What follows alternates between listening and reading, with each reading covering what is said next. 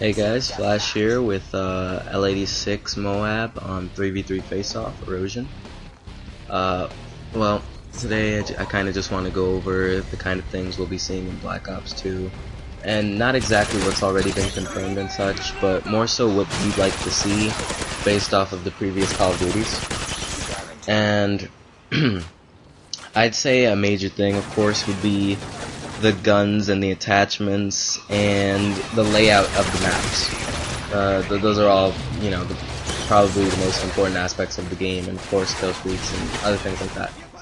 But basically what I want to talk about for right now are the weapons and attachments. Now, to me, weapons, I think that, Black Ops did do a pretty good job of keeping everything basically the same. All the guns were really balanced. If they were really good, they ended up having a lot of recoil. I mean, the FAMAS was incredibly overpowered at first, but Treyarch saw to it that they nerfed the FAMAS and the 74U and other guns that were incredibly overpowered. But Modern Warfare 3, they did nerf some guns and such, but at the same time, most guns are still very overpowered. There's very few that have too much recoil and render them as completely unusable and things like that. Modern Warfare 2, every gun was amazing, in my opinion. I could pick up any gun off the ground and get a nuke, basically. It was very easy. Now, in Black Ops 2, I'm kind of hoping for almost a mixture of the original Black Ops and Modern Warfare 3, because I want guns that each of them are basically pretty good, but they have setbacks that make it so that they don't necessarily become overpowered. Like, if you're going to make a particularly strong gun and say it's almost always a 4-shot kill or 3-shot kill, whatever you want to call it, I want to see a not too much recoil on the gun, but make it manageable. Don't make it like the PM9 where the gun just skyrockets in the air. PM9 rapid fire. Oh gosh. But yeah, I want to see a gun that if it's very powerful, I want it to have recoil but still be manageable.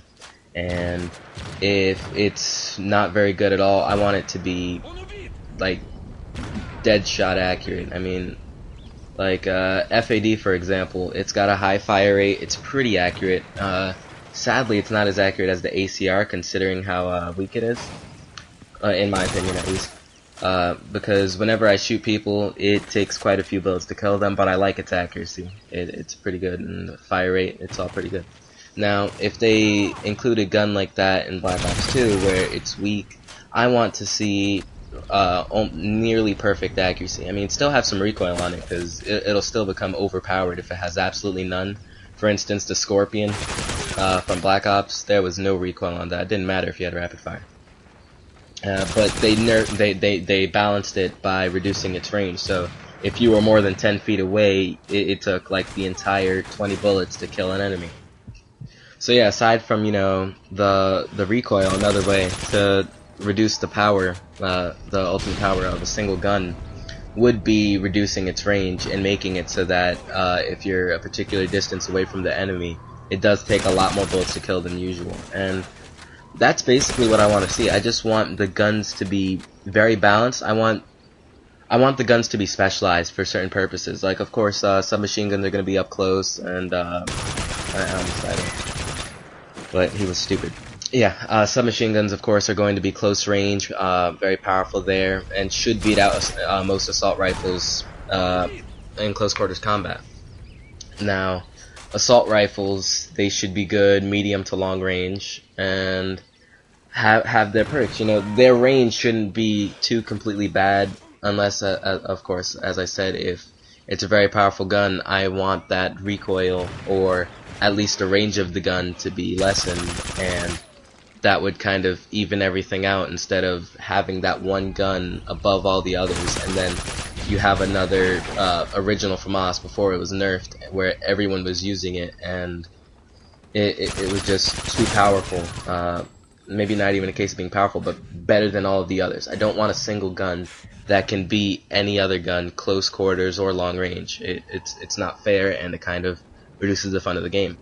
Now for attachments, there's not too much to say for attachments, so I can squeeze it into this video.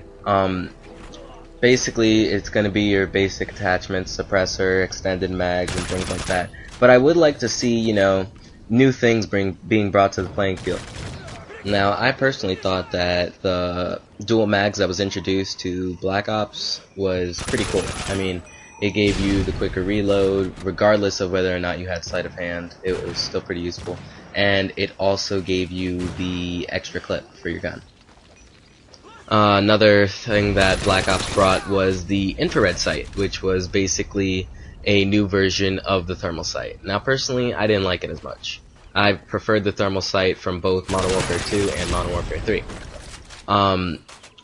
But what I do notice is that there's a power button on the thermal sight in Modern Warfare 3, which would indicate that you could turn it on or off, right?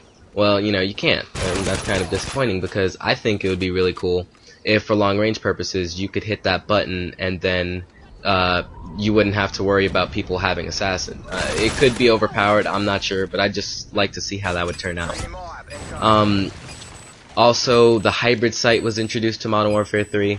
It sounds cool because, you know, you have the long range of the ACOG and mid or close range of the holographic sight, but it has the same problem that the holographic sight faced, and that's that it's ugly. Whenever I ask people why they don't use it, it's not a case of it not being powerful or it not being useful. It's that it doesn't look cool on the gun, which kind of makes sense because, I mean, the purpose of camos on your gun, like gold, red, blue, autumn, is to make your gun look cooler, so I guess style is an element that should be taken into account when making these attachments. Let me know whether or not you agreed with me on anything I said throughout the course of this video by posting in the comment section below, and remember to like and subscribe. Thanks for watching.